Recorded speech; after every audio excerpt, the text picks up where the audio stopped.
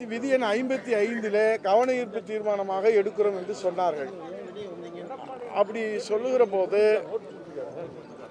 சொல்லுகிற போது நாங்களும் இதை எப்படியாவது அரசின் கவனத்திற்கு கொண்டு சென்று பாதிக்கப்பட்ட மாணவிக்கு நீதி வேண்டும் என்கின்ற அடிப்படையில் அரசினுடைய கவனத்திற்கு கொண்டு வருவதற்காக அங்கே நாங்கள் பல்வேறு கருத்துக்களை நடைபெற்ற சம்பவங்களை அரசினுடைய கவனத்திற்கு கொண்டு வந்தோம்.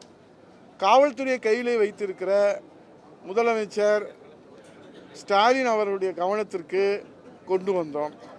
குறிப்பாக தலைநகர் சென்னையிலே அமைந்துள்ள தமிழ்நாட்டின் பெருமைமிகு அடையாளங்கள் ஒன்றான அண்ணா பல்கலைக்கழகத்திலேயே மாணவிக்கு இப்படி ஒரு கொடூரம் நிகழ்ந்திருப்பது என்பது தமிழ்நாடு முழுவதும் ஒரு பேரதிர்ச்சியை ஏற்படுத்தி இருப்பதை யாரும் மறுக்க முடியாது. 24/12/2024 அன்று புகார் பதிவு செய்யப்பட்டு ஒருவர் கைது செய்யப்பட்டுள்ளார். கைது செய்யப்பட்டவரின் பெயர் ஞானசேகரன் என்றும் இவர் திமுக கட்சியை சேர்ந்தவர் என்றும் அமைச்சர்களோடு நெருக்கமாக புகைப்படங்கள், அவர் கருணாநிதி நூற்றாண்டு விழாவிலே பங்கேற்ற புகைப்படங்கள் எல்லாம் பத்திரிகைகளிலே ஊடகங்களிலே வெளிவந்தன.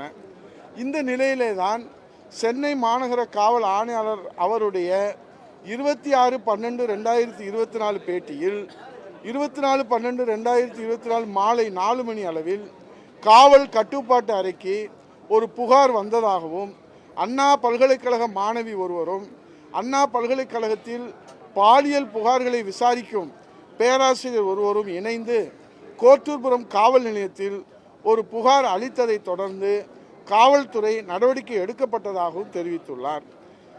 ஆனால் உயர்கல்வித்துறை அமைச்சர், சட்டத்துறை அமைச்சர் மற்றும் பல அமைச்சர்கள் ஒருவர் பின் ஒருவராக 27/12 மாறி மாறி கருத்துக்களை தெரிவிக்கக்கூடிய அந்த பதற்றம் ஏன் என்பது பெருத்த சந்தேகத்தை ஏற்படுத்துகிறது.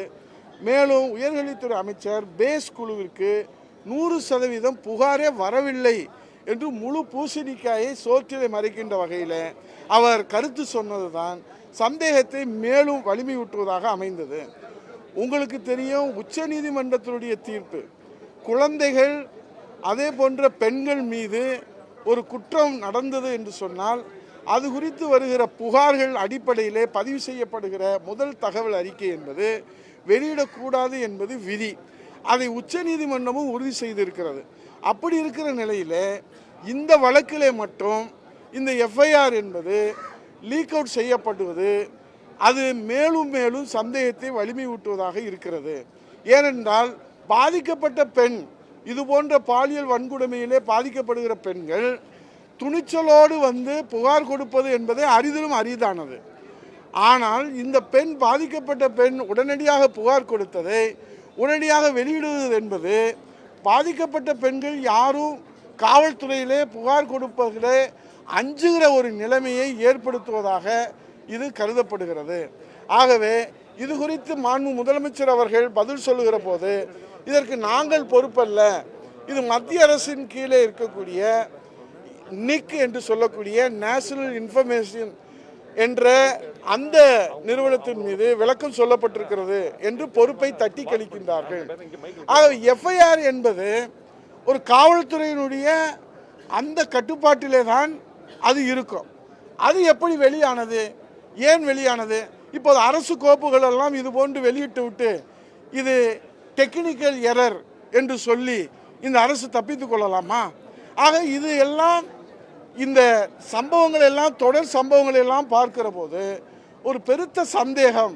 ஏனென்று சொன்னால் அந்த குற்றவாளி, அந்த பாதிக்கப்பட்ட பெண் புகார் தெரிவிக்கிற போது தொலைபேசியிலே, செல்போனிலே அந்த சாரோடு நீ இருக்க வேண்டும் என்றும் 3 ஆப்ஷன்களை முன்னிறுத்தி கொடுக்கப்பட்டதாக பாதிக்கப்பட்ட பெண் புகார் தெரிவிச்சிருக்கிறார்கள். ஆகவே அந்த சார் யார் என்று கேள்வி கேட்கிற போது காவல்துறையினுடைய ஆணையர் அவசரமாக விசாரணை ஆரம்பகட்ட நிலையில் இருக்கிற போது அவர் குற்றவாளி ஒருவர்தான் என்று ஒப்புதல் வாக்கு மூலமாக கன்ஃபெஷன் ஸ்டேட்மெண்டாக எப்படி முடிவுக்கு வந்தார்? ஆக பிளெயின் மூடிலே இருந்தது செல்போன் என்று ஆரம்பகட்ட விசாரணையில் அவர் சொல்வது என்பது ஒரு பெருத்த சந்தேகத்தை ஏற்படுத்துகிறது. தொடர்ந்து 82 மாவட்டங்களிலே மாண்புமிகு எதிர்க்கட்சி தலைவர் நம்முடைய முன்னாள் முதலமைச்சர் எடப்பாடி அவருடைய தலைமையில் அனைத்து இந்திய அண்ணா திராவிட முன்னேற்ற கழகத்தினுடைய சார்பில் போராட்டம் நடத்தப்பட்டது. பாதிக்கப்பட்ட பெண்ணுக்கு நீதி வேண்டும் என்கிற அடிப்படையில் போராட்டம் நடத்தப்பட்டது. அவர்களெல்லாம் கைது செய்யப்பட்டு நாங்கள் எல்லோருமே தமிழ்நாடு முழுவதும் கைது செய்யப்பட்டு கைது நடவடிக்கைக்கு உள்ளானோம். ஆனால் நேற்று நடந்த ஆர்ப்பாட்டத்திற்கு நேற்று முன்தினம் அறிவிப்பு கொடுத்து நீங்கள் எப்படி ஆர்ப்பாட்டம் நடத்துகிறீர்கள் என்று சொன்னால் அவர்கள் மீது வழக்கு தொடுக்கப்பட்டிருக்கிறது என்று முதலமைச்சர் அவர்கள் பொறுப்பில்லாமல் பதில் சொல்வது சட்டத்தின் முன் அனைவரும் சமம் என்பது கேள்விக்குறியாயிருக்கிறது. ஆளுகிற திமுக கட்சிக்கு ஒரு நீதி, எதிர்க்கட்சியாக இருக்கிற அண்ணா திராவிட முன்னேற்ற கழகம் உள்ளிட்ட மற்ற கட்சிகளுக்கு ஒரு நீதி, சட்டத்தின் முன் அனைவரும் சமம் என்பதை காற்றிலே பறக்க விட்டு சட்டத்தை வளைக்கிற அந்த நடவடிக்கையை இந்த அரசு எடுத்து வருகிறது என்பதுதான் இந்த குற்றச்சாட்டு. செய்திகளை உடனுக்குடனும் துல்லியமாகவும் தெரிந்து கொள்ள சப்ஸ்கிரைப் பண்ணுங்க.